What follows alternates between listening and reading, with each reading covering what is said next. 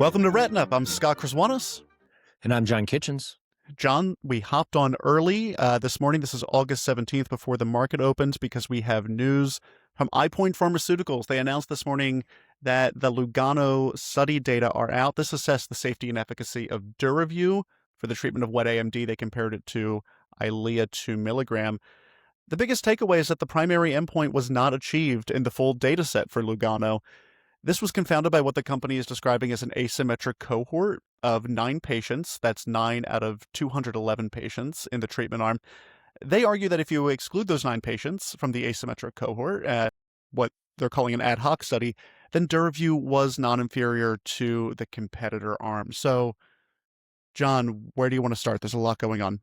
Yeah, there's a lot going on. It's really interesting study, interesting results, and a lot to talk about. First of all, the study design. I think this is the first time that we've seen a phase 3 study of a TKI that really represents real-world study. You know, we've seen another study, the SOL-1 study, that kind of looked at this treat and then go forward with aflibercept and treat as they fail. This is one that was just straight up a loading dose of aflibercept in both arms.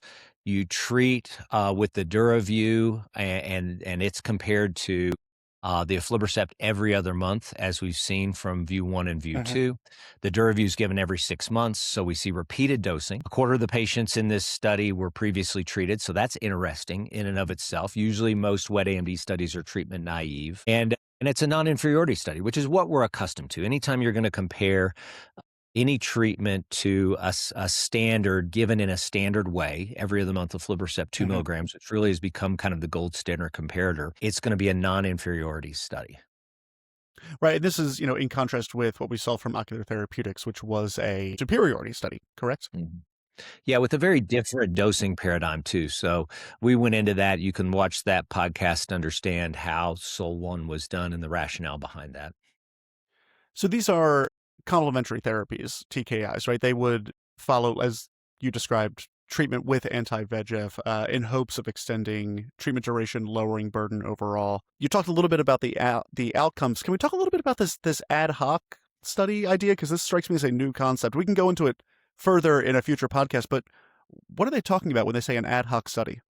Yeah, with an ad hoc study, basically what they're doing is ad hoc analysis. They're saying, listen, if you excluded these 9 patients, then we would have met our primary outcome of non-inferiority compared to every other month 2 milligram aflibercept. And those 9 patients they're proposing really drove down the results in a significant way.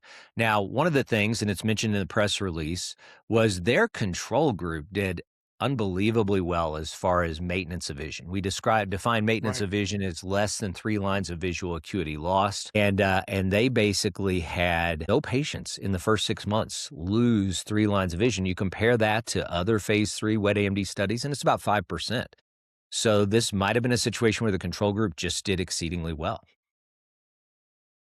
So again, looking at these 9 patients, this is 9 out of 211 patients for this ad hoc analysis. Does FDA care about an ad hoc analysis? Is this something that they're just going to gloss over? Is this useful? Is this just an incomplete data set until we get LUCIA, which is the companion study? Yeah, I really think that the FDA will take it in consideration, but more and more we're seeing the FDA approve products with 1 positive phase 3 study. We saw it in That's Duravyu right. and Oaks, with pegcetacoplan. And so the thought process now has to be that LUCIA will have to be positive. I'm sure of that, but the FDA will probably take some of this into consideration and evaluate it. I can't see how they wouldn't. Yeah, I wonder if there's a world where LUCIA just goes gangbusters and then FDA says, well, as we previously announced in guidance, we're accepting, 1 pivotal study, and if that's good enough, it might be good enough for approval. So we might just have to wait a little bit. John, you mentioned that TKIs come out of here as winners as a class of drug. It does demonstrate that they work. We'll need to look at the data set a little bit more to understand the specifics of this study. Are there any other winners that come out of this? I'm thinking companies not mentioned at the press release, but are nevertheless part of the ecosystem. Yeah, I certainly think that the treatment-free intervals or the treatment-free percentages really do support the fact that TKIs work. Surprisingly, that treatment-free at 6 months looks very similar to what we saw in SOL-1. with ocular Mhm. therapeutics treatment. So it does suggest, hey, listen, TKIs are effective, they're durable. I think another big winner from this, though, are the second generation agents. We have aflibercept 8 milligrams, we have faricimab that somewhat approximate these intervals now, with Mhm. decreased, treatment intervals and whatnot. So it's going to be very interesting to see the positioning of TKIs in the real world once they're approved as an adjunct, as a supplement to anti-VEGF therapy. Where do we slot those in? Who are the patients that are going to benefit from these, and how do they play in a market with next generation therapies? Yeah, I wonder if the deeper we look into the data set, the better we're able to understand who responds best to TKI therapy in particular. Final thought here, the safety was good, right? It seemed like there were no red flags here as far as safety goes. Yeah, safety looked like it was good in line with what we've seen in previous TKI studies and really in line with what we see with anti-VEGF therapy. And most importantly, no signs of any kind of ocular inflammation or vasculitis or anything along those lines. We're looking to speak with somebody from EyePoint or some investment expert, some clinical expert about these data. I know I have a lot of questions to ask them. What are one or two things you're hoping to find out when we have a longer form conversation about this? Yeah, so I would love to know, like, how is this going to fundamentally change how we do studies? If you look and you see Huh. that 9 patients really drove some of the outcomes of this study, do studies going forward and study design exclude patients with geographic atrophy, or what is this going to change as other companies look at this study and go, oh, we don't want to see that happen to us? Right. So screening and enrollment, you think, could possibly change, which could, I mean, that could slow down, the study timeline, right? It could make it a little bit longer than they want. I also wonder if there's ways to, as we enter the AI era, AI is, of course, the buzzword for everything and a solution for everything, so they claim. But I do wonder if we better able to identify patients who are already in your clinic that might be a good fit for a more narrow enrollment criteria if you're able to analyze health records in real time, especially these patients, because a lot of these patients had already had anti-VEGF treatment, right?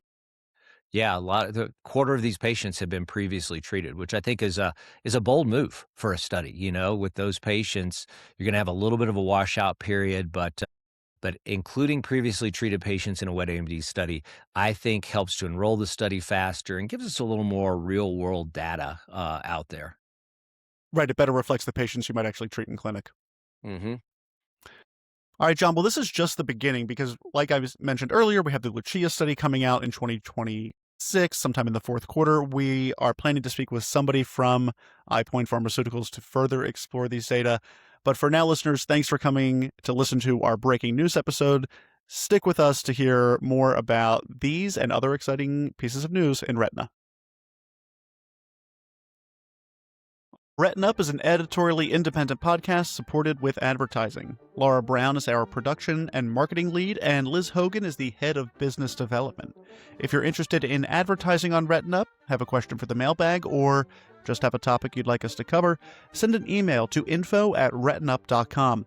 Follow us on LinkedIn and visit retinup.com to sign up for our newsletter so you never miss an episode. Like and subscribe to the show whether you're on YouTube or a podcast streamer.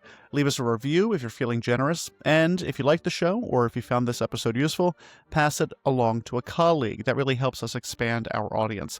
We'll be back next time with a fresh perspective on what's happening in retina.